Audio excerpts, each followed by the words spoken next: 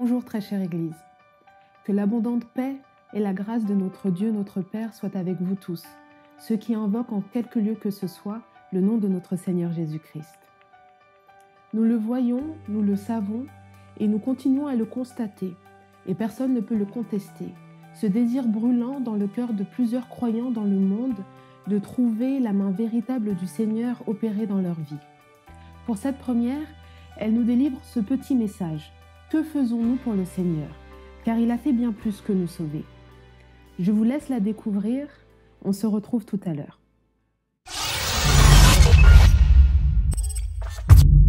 Bonjour à tous. Je suis Audrey Walbert du journal Artiste Presse et j'espère que vous allez bien. Aujourd'hui, j'aimerais partager avec vous, chers amis, un message. Pour cela, nous allons d'abord lire dans le livre de Luc au chapitre 4, au verset 38 à 39, qui nous dit ceci. Jésus quitta la synagogue et se rendit à la maison de Simon. La belle-mère de Simon souffrait d'une forte fièvre, et l'on demanda à Jésus de faire quelque chose pour elle. Il se pencha sur elle et d'un ton sévère donna un ordre à la fièvre. La fièvre la quitta, elle se leva aussitôt et se mit à les servir. Il y a quelque chose qui m'a frappée dans ce passage, que peut-être beaucoup d'entre vous connaissent. La reconnaissance de cette femme. Parce que nous voyons là qu'il s'agit de la belle-mère de Pierre, qui a été guérie d'une forte fièvre. Peut-être était-elle au bord de la mort, mais Christ est venu et l'a guérie. La réaction de cette femme est assez frappante, parce qu'elle aurait pu choisir de se reposer, comme beaucoup d'entre nous. Sûrement, quand on sort d'une maladie très intense, on est en convalescence, on a besoin de reprendre des forces, on a besoin de se reposer, de profiter des siens, d'avoir quelque temps pour nous. Mais cette femme a choisi de se lever aussitôt et de servir le Seigneur. C'est quelque chose d'épatant, c'est quelque chose d'admiratif pour nous, enfants de Dieu. Parce que je pense que chacun de nous, le Seigneur a fait quelque chose dans notre vie. Ne serait-ce que le souffle qu'il nous accorde, ne serait-ce que la vie qu'il nous donne. C'est une grâce. Mais qu'est-ce que nous faisons pour lui? Voyons-nous d'abord nos intérêts à nous ou le mettons-nous réellement à la première place, comme cette femme l'a fait? Qu'est-ce que nous faisons pour le Seigneur? Nous pouvons supposer que la belle-mère de Pierre était une femme d'un certain âge, mais elle n'a pas hésité à mettre son cas de côté et à servir le Seigneur.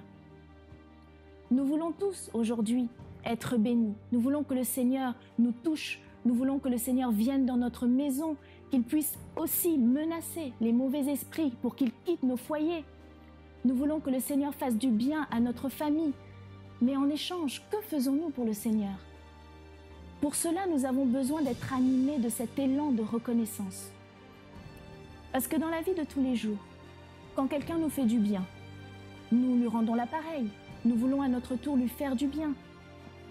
Alors que faisons-nous pour le Seigneur? Quand je vois que cette femme a fait un tel acte, je ne peux plus me permettre de chercher des excuses. Et c'est ce message que j'aimerais vous partager, chers amis. Ne cherchez plus d'excuses. Ne fuyez plus cet appel.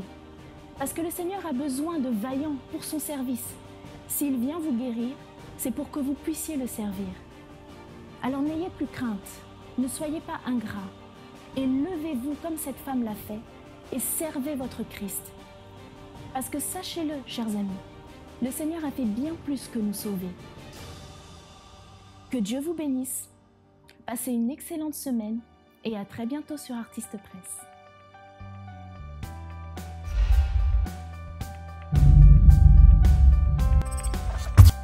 Merci d'avoir suivi et nous vous donnons rendez-vous sur Artiste Presse dans notre rubrique Les Aguerris.